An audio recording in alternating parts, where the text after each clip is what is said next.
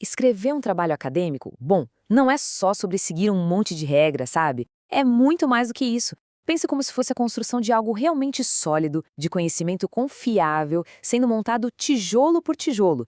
Então, bora mergulhar nesse universo e entender como transformar uma boa ideia em ciência de verdade. E aqui está a grande questão, aquela dúvida que sempre aparece. Como é que uma ideia simples, uma faísca de curiosidade, se transforma em um trabalho científico que as pessoas respeitam e citam? É exatamente esse caminho que a gente vai desvendar agora, passo a passo. E para não se perder, aqui está o nosso mapa, a jornada completa do pesquisador. A gente começa com os alicerces, a base de tudo. Depois vamos definir qual é a nossa missão. Em seguida, partimos para a caça de fontes confiáveis. Aprendemos a arte de citar, damos aquele polimento final com a formatação e, no fim, claro, compartilhamos a nossa descoberta. Então, vamos lá. Primeiro passo, a fundação.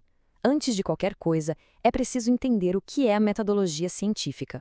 Pensa nela como a espinha dorsal, a alma de qualquer pesquisa que se preze. Metodologia científica pode até soar como um termo complicado, mas a ideia é simples. É uma abordagem organizada, rigorosa, que garante que o conhecimento que a gente produz seja confiável e, o mais importante, que outras pessoas possam verificar como chegamos àquela conclusão. É o que transforma um problema comum em algo com significado científico de verdade.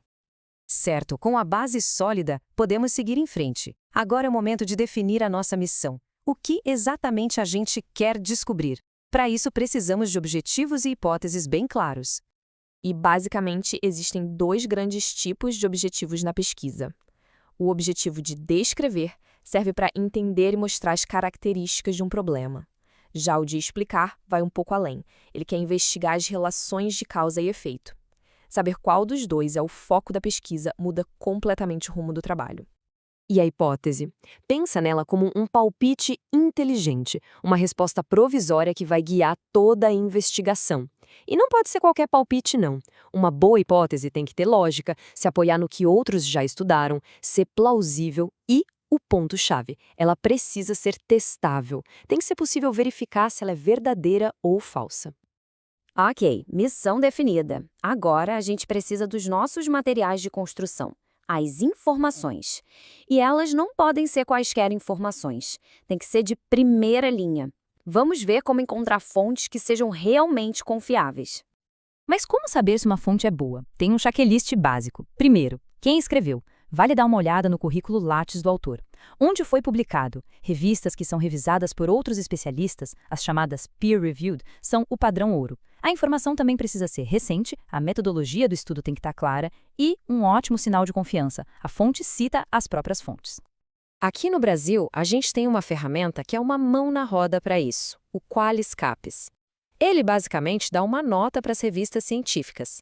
As classificadas como A1 e A2 são de excelência internacional, B1 e B2, excelência nacional. Se a fonte for de uma revista B2 para cima, pode confiar, é material de alta qualidade. Bom, agora que as fontes de qualidade estão na mão, precisamos usá-las do jeito certo. E citar, gente, é muito mais do que só uma forma de evitar plágio. É sobre dar crédito a quem merece e mostrar que o nosso trabalho está em um diálogo com o de outros pesquisadores. É uma questão de integridade. E para começar, uma distinção que parece boba, mas é fundamental: o que é citação e o que é referência. A citação é aquela menção rapidinha ao autor que a gente faz ali no meio do texto. Já a referência é aquela lista completa, lá no final do trabalho, com todos os detalhes para qualquer um conseguir achar a fonte original.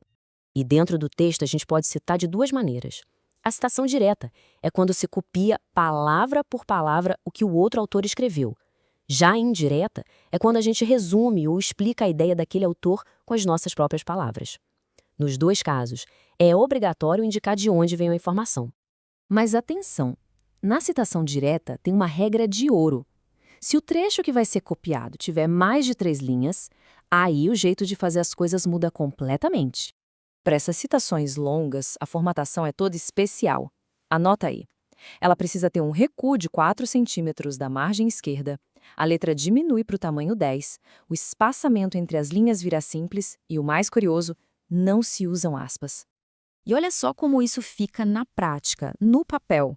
Percebe como o texto fica visualmente separado do resto? Esse bloco com recuo, com a letra menor, É assim que uma citação longa deve aparecer, bem destacada. E por falar em formatação, chegamos naquela parte que muitos têm calafrios, as normas da BNT. Mas calma, a ideia não é complicar, e sim dar um acabamento profissional ao trabalho, garantir que a apresentação seja clara e padronizada.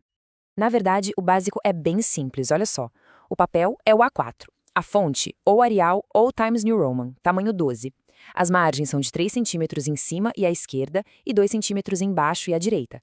Espaçamento de 1,5 no texto e alinhamento justificado. Viu? Vendo assim, em lista, fica bem mais fácil de lembrar. Ufa, pesquisa feita, texto escrito, trabalho todo formatadinho. E agora? Bom, agora é a melhor parte, compartilhar a descoberta com a comunidade acadêmica. E para isso existem vários formatos, vários tipos de artigos. O tipo mais comum é o artigo de pesquisa, aquele que apresenta dados novos, originais.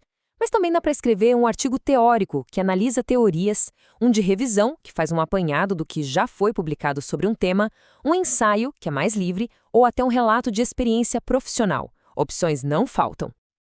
Então é isso. A metodologia, os objetivos, as fontes, as citações, a formatação, tudo isso junto forma a planta baixa da nossa construção. O projeto está aí, nas mãos de quem pesquisa. A grande questão que fica agora é: que conhecimento incrível vai ser construído a partir daqui?